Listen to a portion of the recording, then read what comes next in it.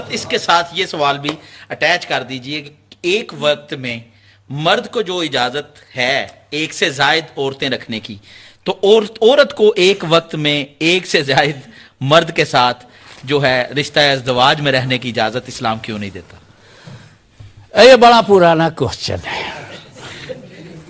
लेकिन अब चूंकि लोग पुरानी बातें जब नहीं जानते तो उन्हें दोहराओ तो उन्हें नहीं लगती है। मैंने अपनी किसी तकरीर में बताया था ये मर्द है, एग्जाम्पल दिया था समझने के लिए, ये थम्स अप, ये मर्द है, तो बाकी चार हैं। वाह। और ये उंगलियां जो हैं आपस में तो नहीं मिलती, सब अलग अलग हैं, 1 wife, 2nd wife, 3rd wife, 4th wife, सब अलग अलग हैं, लेकिन इससे सब मिलती हैं। आए हाय, 4 से ज्यादा नहीं मिल सकती, इसीलिए हराम है। आए हाय आए हाय हाय हाय हाय, वाह वाह वाह वाह वाह, क्या बात है हजरत। इसका नेचुरल रीजन मैं बताऊं आपको, 4। क्या बात है, क्योंकि इस्लाम कहता है ये 3 4 जो 4 है ना, ऐसे नहीं कर लेना अय्याशी के लिए, तुम्हें जस्टिस करना होगा। चारों को इक्वल बिहेवियर, इक्वल ना नफका, इक्वल टाइमिंग, तो अदल की शर्त लगाई गई है, वो अलग बात है, वो मुफ्तियाने कराम बताएंगे।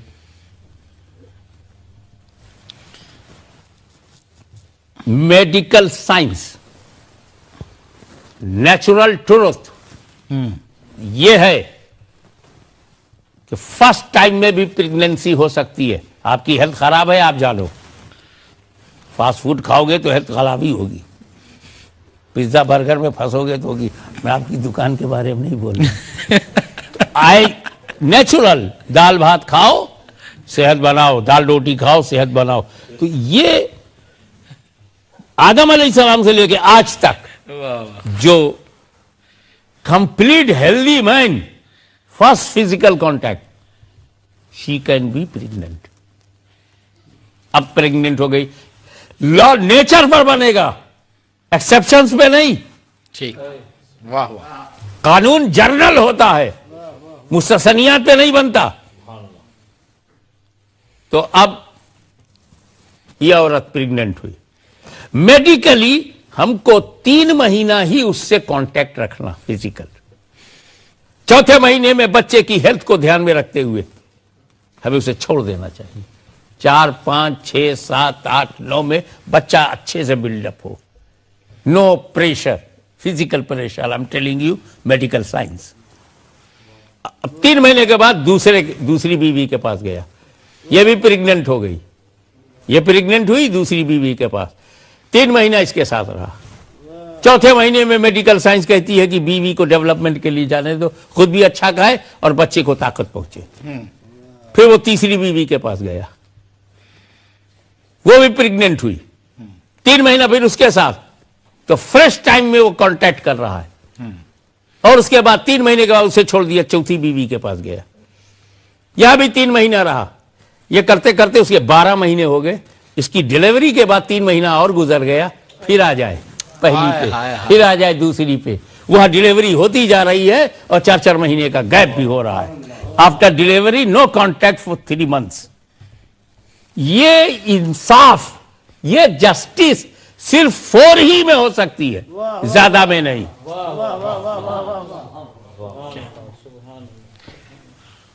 अब आपने क्या पूछा था हजरत? एक वक्त में औरत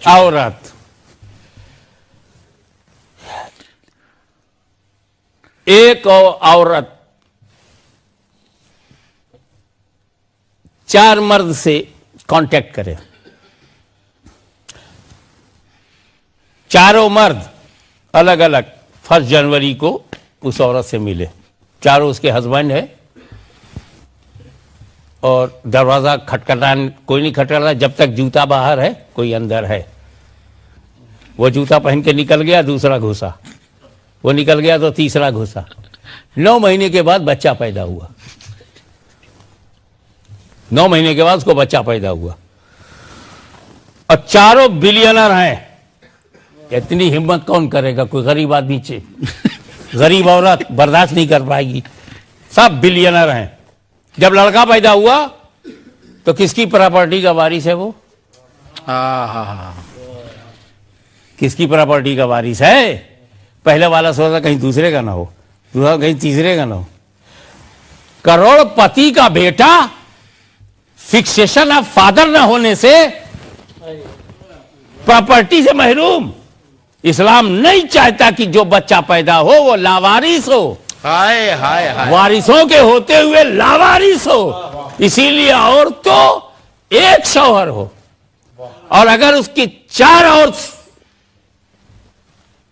स्टेप्स अदर्स सौतन है, बाप एक है, बीवी 4 है, बाप की प्रॉपर्टी का हर हिस्सा हर बीवी से पैदा होने वाला वारिस है, क्योंकि बाप फिक्स है।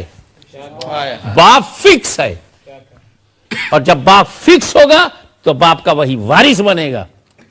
4 मर्द अगर आपकी जिंदगी में आ जाए तो फिर उसमें बाप फिक्स नहीं होता। इसकी मिसाल यूं समझिए, 4 औरतों को बुलाओ, एक बाउल लो और 4 औरतों से कहो अपना दूध डालो। थोड़ा सा एक औरत ने डाला दूध, थोड़ा सा दूसरे ने डाला, थोड़ा सा तीसरे ने डाला, 4 औरतों ने अपना दूध डाला। फिर पहली को बुलाओ, अपना दूध निकाल। तो जिस तरीके से मिक्स मिल्क में प्राइवेट दूध नहीं निकल सकता, वैसे ही 4 मर्दों में बाप का प्राइवेट फिक्सेशन नहीं हो सकता। वाह हजरत, सुभान अल्लाह, बहुत अच्छे, बहुत ही प्यारा जवाब आपने अता फरमाया। हजरत, तलाक जो है इस्लाम, वो कौन से रूल्स हैं, वो कौन सी बातें हैं कि जिन पर मर्द को राइट है कि वो औरत को तलाक दे सकता है, और ये हक क्या मर्द के ही पास है या इनिशियल राइट ये औरत के पास भी है, वो अपने शोहर को तलाक दे सकती है या नहीं? क्योंकि ये जहां तक राइट की बात है, पावर की बात है, जी, वो बुरा नहीं होता। बुरा मिस यूज ऑफ पावर होता है। वही मुल्क तरक्की नहीं कर पाए जहां लॉ तो है मगर मिस यूज ऑफ लॉ है या मिस यूज ऑफ पावर है। बेगुनाहों पे बमबारी कर डाला, मिस यूज ऑफ पावर है। गिराया सऊदियों ने ट्विंस टावर को और हमला अफगानिस्तान पे हुआ, ये मिस यूज ऑफ पावर है। तो जो तिलाक का एक पावर है, हक है, उसका मिसयूज, उसको कैसे रोका जाए? नंबर 2, औरत को तिलाक लेने का रास्ता बताया गया है, क्योंकि इस्लाम जानता है कि कभी कभी कोई मर्द घामड़ किस्म का मिल जाए, तिलाक ही न दे, मत डालूंगा, रुला के रखूंगा, डिवोर्स नहीं दूंगा, तड़पा डालूंगा। इस्लाम ऐसे बेहुदा लोगों के नेचर को पहले से जानता है। तब उसने औरत से कहा, ऐसी सूरत में कोर्ट से मदद ले लेना और खुला की अपील कर देना, वो तुमको खाली करके बाहर करा देंगे। इफ यू आर राइट, अगर उसने तुम्हारे फंडामेंटल राइट को मारा है तो औरत को तिलाक देने का लफ्ज नहीं बोलते, औरत को खुला लेने का, कोई मनशा छुटकारा ही लेने का हक है। ठीक, बहुत शुक्रिया हजरत। ये चंद सवालात जो हम दोस्तों की तरफ से हमें मौसूल हुए, चूंकि प्रोग्राम का वक्त, जी ठीक है, ठीक है हजरत, एक आपसे एक क्वेश्चन और पूछना चाहूंगा आखिर में। एक नहीं 1000 पूछो। सुभान अल्लाह, सुभान अल्लाह, सुभान अल्लाह। हजरत, ये हिजाब जो है, पर्दा जो है, एक तो ये बताया जाए कि पर्दा किसे कहते हैं, कि सर का ढांपना पर्दा है या चेहरे का ढांपना पर्दा है, और ये सिर्फ क्या ये सिर्फ औरत के लिए है, मर्द के लिए ये पर्दा क्यों नहीं है? ये जरा बता दीजिए। इस्लाम ने जो सोसाइटी बनाया है उसमें औरत घर की मलिका है। हाय हाय, सुभान अल्लाह। और ये उसकी स्टेट है। हाय हाय, सुभान अल्लाह। घर छोटा हो या बड़ा, उसकी गवर्नमेंट है वहां, तो बहुत कीमती है। सिक्योरिटी चाहिए, जो गवर्नमेंट चलाता है वो सिक्योर होना चाहिए। अब मर्द जो है वो यूं समझिए फाइनेंस मिनिस्टर है, दौड़ धूप के पसीना बहा करके खून पसीना एक करके लाओ और अपनी बीवी को दो, इंतजाम चला है। अब दूसरी बात ये कि औरत भी बोलो और उसको खोलो। औरत पोशीदा ही को कहते हैं। अच्छा, मर्द भी औरत है, वो फुल औरत है, हम 1/3 वो औरत हैं। एवरी मर्द औरत है। उसके बाद ऐसी जगह है जिस जगह को औरत कहते हैं। सतरे औरत, छुपाने की जगह, कमर से नी तक सतरे औरत है।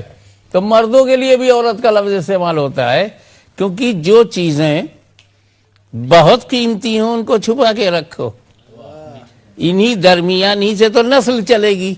छुपा के रखो, बचा के रखो, हिफाजत से रखो। असल में हिजाब जो आपने कहा, आयते हिजाब, उसमें मंशा वही है कि औरत का चेहरा, ये हथेली, उंगली, पैर, इसको कवर करने का हुक्म कुरान में नहीं है। लेकिन जब फितने आते हैं, हमें यार कौन कहता है कि टैबलेट खाने का हुक्म है? बीमारी आती है तो खाना पड़ता है। तो जब बदनिगाही फैलने लगी तो सब बचाव का रास्ता निकालना पड़ा। ना नजला जुकाम होता, ना हम कैप्सूल लेते। असल में हम ये देख रहे थे कि हमसे पहले जो रिलीजियन है वो क्रिश्चियनिटी है। और क्रिश्चियनिटी में उन्होंने डिवीजन कर दिया। का जो चर्च में रहती हैं वो पाक औरतें हैं, नन है।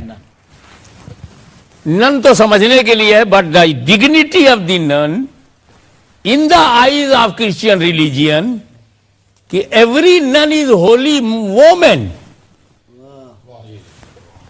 तो उन्होंने जितने को पाक समझा उनको हिजाब में रखा। हाय हाय हाय हाय। नन जब भी बाहर निकलेगी हिजाब में होगी। ठीक। कोई जरूरत से बाहर गई हिजाब में होगी। एयरपोर्ट पे जाएगी हिजाब में होगी। और उस हिजाब को किसी ने रोका नहीं। उस हिजाब को किसी कंट्री ने बैन नहीं किया, क्योंकि उनका मानना है कि ये पाक औरतें हैं। वो हो या ना हो अलग बात है, मानना है। अब यही उनमें और हम में फर्क है। उनके दीन में सिर्फ नन पाक औरतें हैं। हाय हाय। हमारे इस्लाम में हर औरत पाक औरत है। सुभान अल्लाह, सुभान अल्लाह, सुभान अल्लाह। जो सुन्नत रसूल पर अमल करेगी वो औरत पाक है। और जब पाक के लिए हिजाब है तो सारी मुसलमान औरतों के लिए हिजाब है। वाह वाह वाह। तुम्हारे यहां चंद औरतें हिजाब करती हैं, हमारे यहां सारी औरतें हिजाब करती हैं। तुम्हारे यहां चंद पाक हैं, हमारे यहां सारी औरतें पाक हैं।